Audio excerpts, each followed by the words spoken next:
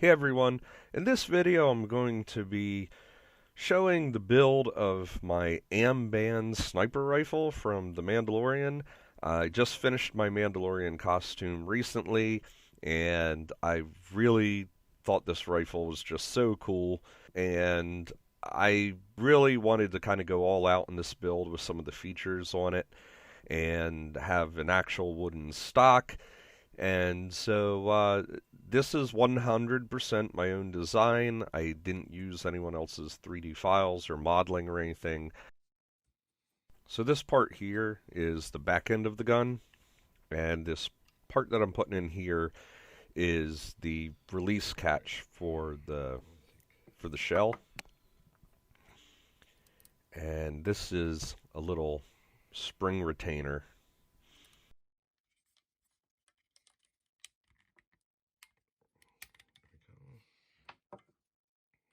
It's going to be held in place here by part of the stock mount.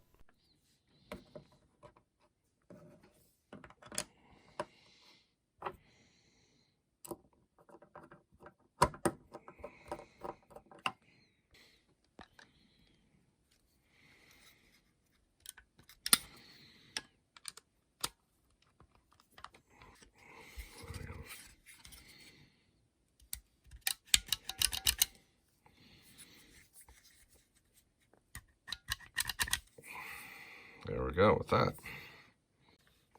Now I threaded this in here, and kind of hard to see without much light. It's going to put a lock nut on it, but the hole is actually really tight. I don't think it's going to pull out of there. Pretty much just has to take the weight of the strap and the rifle with that. And I got a good amount of pressure on it. It's not going anywhere. I might try thread this on just enough in case it goes to pull out, but other than that, I think it's pretty secure. So a little bit about springs here. There's three main types of springs, and I thought I was going to end up using all three in this. The first kind is called a compression spring, and that gets its springiness by being compressed. And that's what I have in here to operate this release latch. It's good for things where you're pressing directly on it. This is an expansion spring where basically it wants to pull back versus push forward, and I have this utilized on the trigger. Now, if you see when you pull this, the spring bows off to the side, and that's one thing these are not good for doing, is bowing off to the side. So the trickiest part of this whole project was I wanted to have the shell pop up like this along with the cover on it. And the best kind of spring to use for something like that is called a torsion spring, which is like that. That gets its springiness by flexing that way. And you'll see these types of springs on things like clothespins or even like small clamps. And so the whole idea behind this is it can open a hatch very easily.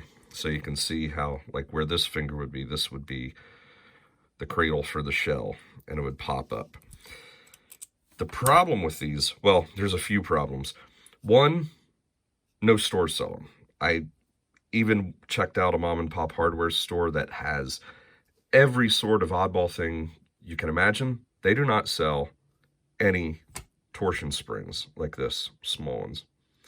The other issue with them is that if you want them to go over a part like this, you see how much extra slop there is there? It's because this part cannot be the diameter of this when it's in the open position. Because as you see, when you flex it, it changes the diameter. So you have to design this where it'll hold that, but yet it has to be undersized. The other problem is this spring was actually probably enough strength that it would work, But you see how it wants to flop over to the side? You start putting pressure on it, and it wants to do that. You can get these where the coils are greater. You can get them where they have that many coils. But this one in particular, because of that, this thing was just flopping all over the place. And these tabs were not quite long enough, so what would happen is they would slip by and not work. Well, if I wanted to continue working on this project over the weekend, I needed to make something I had work. I couldn't rely on buying a bunch of springs online, paying a lot of money on shipping for something so tiny, getting it here, and then hoping it has the right amount of tension, but not too much. This is the kind of thing where you really want to be able to have them in hand and test them out for what you need. So I was left with compression springs. So I made this gizmo here. And remember how I said about compression springs, they don't do well when they bow like that, because what will happen is it'll try to push up straight on this and it'll just go like that. Especially when you try to compress it, it'll just push the spring off to the side. So that is why I had to have this little ledge there so that it's just enough where when you go to push down, it can't bow this spring. But yet I also couldn't have this long enough that it would make this bump stick up, or it would kind of defeat the whole purpose. I was really dealing with a couple issues. The length of the spring, how high up off the, I guess, ground you would call it, how high this dome was, how much... there was just so many factors in here that I wouldn't have to deal with if I had the proper type of spring. But it seems like this is actually going to work pretty good for me. Tested it a couple times. So now this part here is going to get glued down. And you can see how this dome pushes up and down on it. So I think that's going to work. I certainly hope it does. Just testing it without permanently fastening that down seems to be working pretty well. So we're going to move on. Now I have the main body together, and I tend to always try to make stuff where it can be taken apart. So I much rather prefer to have screws and bolts for different things if I ever have to repair anything. For example, these two screws that go in here, they help retain this spring mechanism that can come out. But also if this breaks or anything, then I can just remove it without having to worry about glue. However, this top piece and this bottom piece get glued together, and this back end gets glued in. So if I have problems with this sort of thing or anything like that, could be an issue. If I have to repair just one piece, I might have to repair more than one. But it is what it is. So for example, if you see this part here, I have this actually bolt in. Because this trigger mechanism, all this, the stock surrounds it with just this outer edge here and here exposed, and this part. So difficult to actually fasten to wood really well. So it's going to be fastened here and here. That has me a little bit nervous because that means if there's too much prying on the stock, that potentially could break something here. Since this is printed resin, it's a little bit more fragile. I had to grind out pretty much all of this because it was resting on this once compressed, and it wouldn't let the hatch go down far enough. So things actually, for the most part, function the way they should. Everything locks in place. Now this doesn't, when I've been trying this, it doesn't pop up the way it should. There's still a little bit of friction, I think, in here and some other places inside. Part of the issue with this design is there's so much that has very little tolerance that goes between parts. And so it's very easy to just have enough of a surface rubbing against each other to keep things moving smoothly. I mean, it moves real slow. It's just, it moves real fine. It's just when it's latched all the way, there's just a little too much pressure on it. And I think a lot of that can be relieved with just lightly sanding some of the inside of this. When you're dealing with tolerances this tight, even the thickness of paint can make a difference. But I do like, can load the shell in, latch it. And I think also over time, maybe even add a little bit of grease or something to it, just enough to kind of lubricate everything. But other than that, that now works. And yes, I know what some of you might be saying. This isn't the shell that you see him load the gun with. It's the ones that are on his leg, which are a little bit bigger.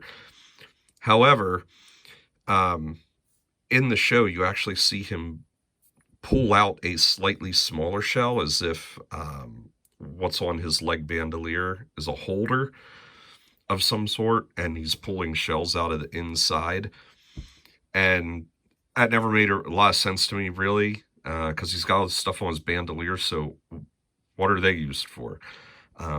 So in my head canon, the shells they has on the leg are like the disintegrate ones, where they just totally blow something to nothingness. And these, which he has on the belt and bandolier, are more just heavy damage. So there you go. That's my excuse. But anyway, pretty happy with how it came out. Now, if you say, oh, that's great, great design and everything, understand the work that went into it. These are just some of the various test assemblies for that compression spring under the shell. And all sorts of test pieces to get the hinge working right, and clearances, and even did a printed one where the whole design didn't have the shell move. You just dropped it in this little cradle. And that actually did work. The problem is retrieving the shell. If you opened the lid, you'd have to fumble around with it. So I just thought I could come up with something a little bit more cool, especially because this, the lid just is kind of there. You would just have to manually open it. It didn't actually like pop up at all. So I just wanted something that seemed a little bit more realistic. But that's the kind of work that gets involved in it. All right, so here I'm working on the stock. I'm having to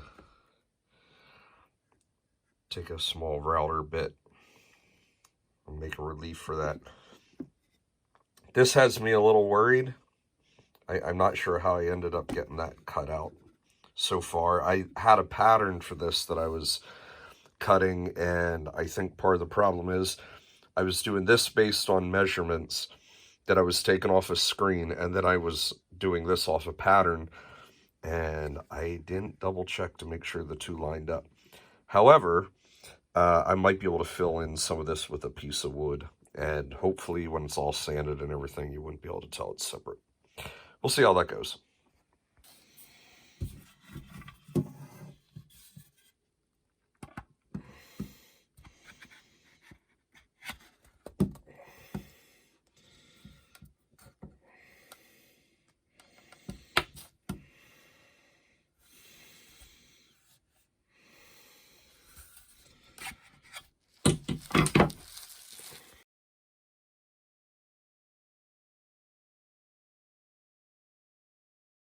Now here at the top of the stock, I'm using 3 pins, and I could use screws that go through one end of the stock, through the stock mount, and into the other side of the wood.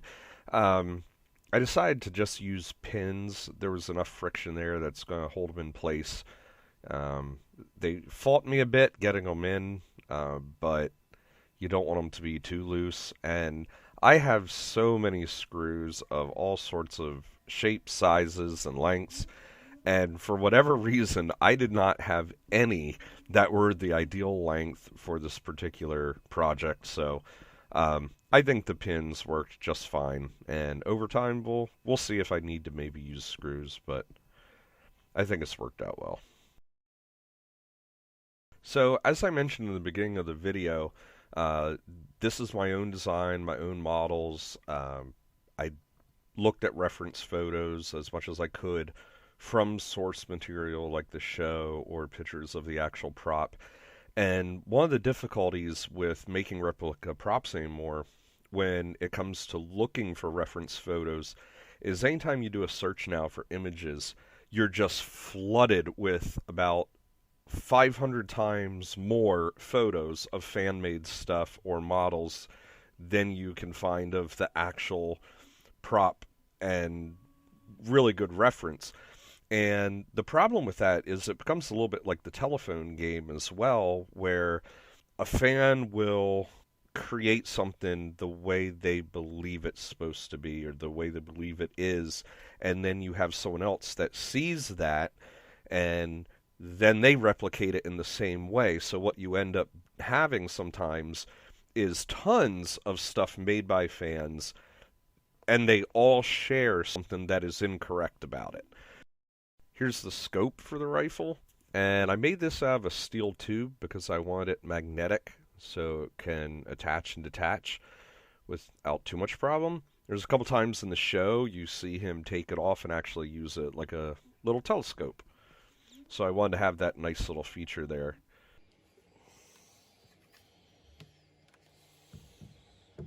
Here I'm going to show the hatch.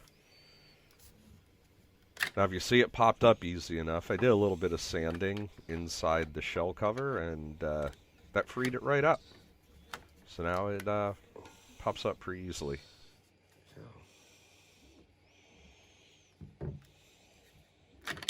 That's one of those features I could have saved myself so much grief to go without it, but then I would have regretted it, not having it. It's just cool. So here's the whole thing finished, and man, this thing is, it's like 5.5 feet. This thing is enormous, but such a cool prop, and I am really, really happy with how it turned out.